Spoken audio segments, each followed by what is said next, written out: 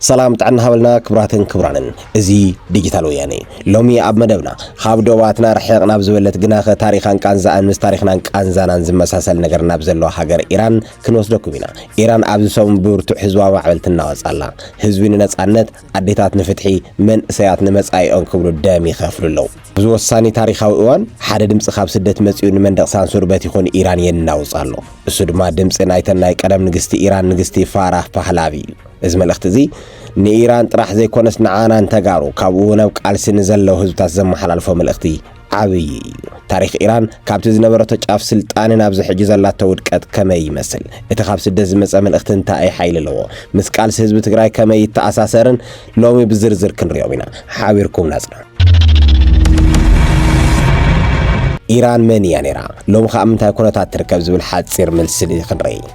ኢራን ሓንቲ ካብተን ኣብ ዓለምና ዝዓበየን ዝነውሕን ታሪኽ ዘለዎን ሃገራት እያ ምድሪ ስልጣነ ፋርስ ዓዲቶም ከም ኪሮስ ዘግሬስ ዝኣመሰሉ ንዓለም ብፍትሒ ዘመሓድሩ ዝነበሩ ዓበይቲ ነገስታት እያ ነይራ ኢራን ንዓለምና ስነ ጥበብ ስነ ህንፃ ሕጊ ምሕዳርን ስነ ጽሑፍን ዘበርከተት ኣብ ማእኸላይ ምብራቕ ሓንቲ ገስጋሲትን ዘመናዊትን ሓያል ሃገር እያ ነይራ ብፍላይ ቅድሚት ናይ 1979 ኣቆጻጽራ ፈረንጂ ሰውራ ኢራን ብትምህርቲ ብቁጠባ ብወታደራዊ ሓይልን ምስ ምዕራባውያን ትወዳደር ደቂ ኣንስትዮ ማዕረ መሰል ዝነበራላ ሃገር እያ ነይራ ይኹን እምበር ኣብ 1979 ኣቆጻጽራ ፈረንጂ ብዝተገብረ እስላማዊ ሰውራ እቲ ዝነበረ ዘመናዊ ንጉሳዊ ስርዓት ፈሪሱ ብሃይማኖታዊ መራሕቲ ዝምራሕ ዓላቢ ስርዓት ተተኺሉ እታ ብብርሃን ስልጣነ ትፍለጥ ዝነበረት ሃገር ቀስ ብቐስ ናብ ጸልማት ኣተወት ሎሚ ኢራን ዜጋታታ ፍላይ ድማ ደቂ ኣንስትዮ መሰለን ዝተሓረመላ ብናይ ደገ ማዕቀብ ቁጠባ ዝደኸመላ ኢንተርኔትን ሓበሬታን ዝዕጸወላ መንእሰያት ብሰንኪ ፖለቲካዊ ርእይቶኦም ኣብ ጎደናታት ዝቕተሉላ ሃገር ኮይና ትርከበላ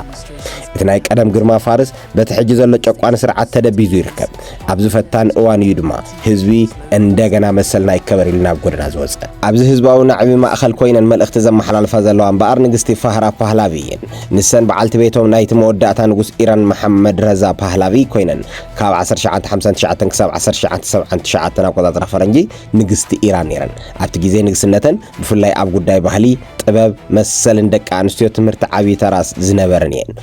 ስርዓት ንጉስ ፓህላቪ ምስ ወደቐ ግን ንሰን ምስ ስድራ ቤተን ናብ ስደት ኣመሪሐን ንዝሓለፉ ልዕሊ 40 ዓመታት ድማ ኣብ ስደት ኣሜሪካ ፈረንሳይን ኮይነን ብዛዕባ ሃገረን ኢራን ካብ ምሕላይን ድምፂ ካብ ምዃን ዓሪፈን ኣይፈልጠን ሎሚ ጓል 85 ዓመት ኮይነን እኳ እንተኾና እቲ ንህዝበን ዘለዎን ፍቕሪ ግን ከምቲ ናይ ንእስነተን እዩ እተን ንግስቲ ካብ ስደት ኮይነን ነቲ ኣብ ጎደናታት ትሄራት ካልኦት ከተማታት ኢራን ዝፈስስ ዘሎ ደም ብምርኣይ ዝስዕብ ሓያል መልእኽቲ ሕሊፈን ኣለዋ እተን ንግስቲ ኣብ መልእኽተን ከምዚ ይብላ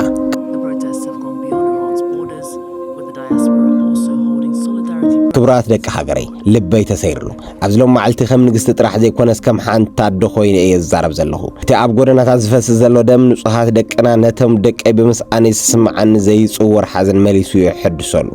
እዚ ቃንዛ እዚ ናይ ኩለን ኢራናውያንን ኣብ ዓለም ዘለዋ ኣዴታትን ቃንዛ እዩ ንሰን ቀፂለን ስርዓት ቴህራን ንህዝቢ ንምዕባስ ዝገብሮ ዘሎ ጻዕሪ ከም ዘይሰርሕ ከም ዝኽብላ ይገልጻ ስርዓት ቴህራን ናብ መራኸቢ ብዙሓት መስመራትን ብምዕጻው ንህዝቢ ካብ ዓለም ክፈልይ ይጽዕር ከም ዘሎ ይርዳእኒ እዩ ይኹን እምበር እቲ ካብ ልብኹም ዝወፅእ ድምፂ መልእኽትኹም ካብ ዝኾነ ይኹን ሳንሱር ንላዕሊ ዓው ዝበለ እዩ እዚ ቃልስኹም ኣብ ጸልማት ዝገነነሉ እዋን ብርሃን ኮይኑ ንዓለም የስምዕ ኣሎ እቲ ዝዓበየ ነጥቢ መልእኽተን እቲ ንሰራዊት ኢራን ዘቕረብኡ ታሪኻዊ ጻውዒት እዩ ንስኻቱም ኣባላት ጸጥታ ሰራዊት ህልውና ሓደ ዝወድቕ ዘሎ መንግስቲ ንምሕላው ኢልኩም ደም ዜጋታትኩም ምፍሳስ ኣይምከርን ኢራን ጽባሕ ናይ ደቅኹም እያ ዕድመኹም ምስ ቀተልቲ ኣይተተኣሳሰሩ ኣብ ክንድን መንግስቲ ንህዝቢ ንምድሓን ምረፁ ኣብ ቅድሚ ታሪኽን ሕልናን ጽቡቕ ስም ይሃልኹም ኣብ መወዳእታ ድማ ብተስፋ ይዛዝማ ጸልማት ክሳብ ክንደይ ይገንን ብዘይገድስ ብርሃን ምስ ዓሮ ኣይተርፍን ሎሚ ኢራን ትነቅሓላ ዓለም ድማ ብግርማን ጅግንነትን ህዝቢ ኢራን ይድነቃሎ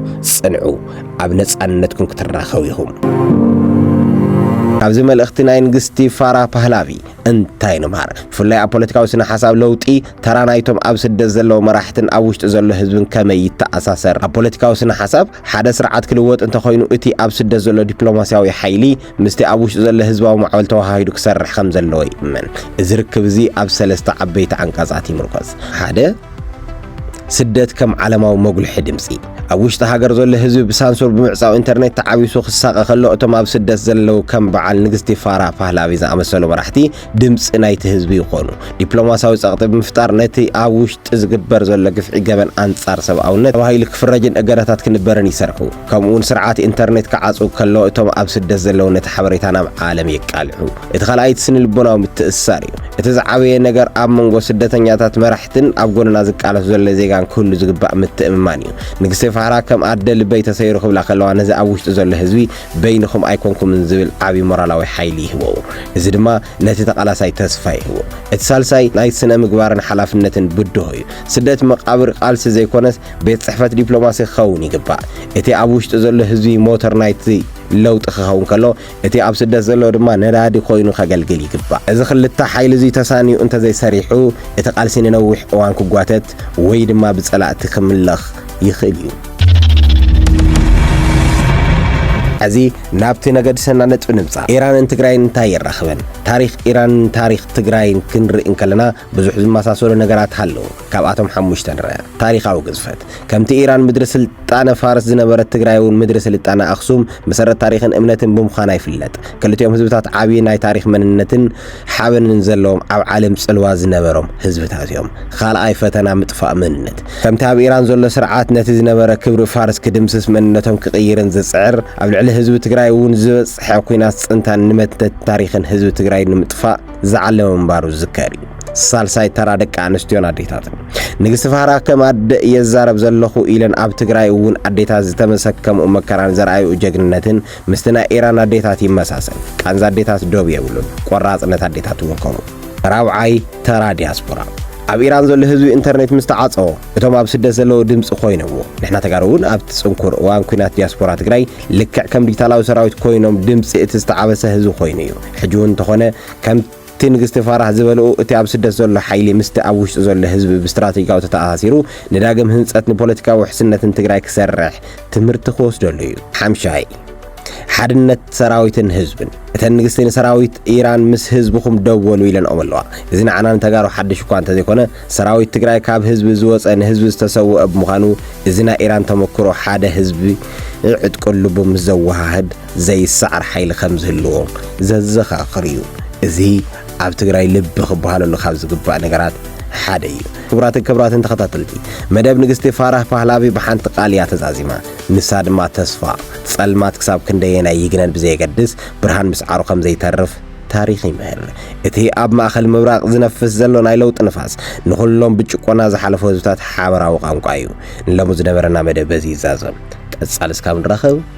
ሰሰናዩ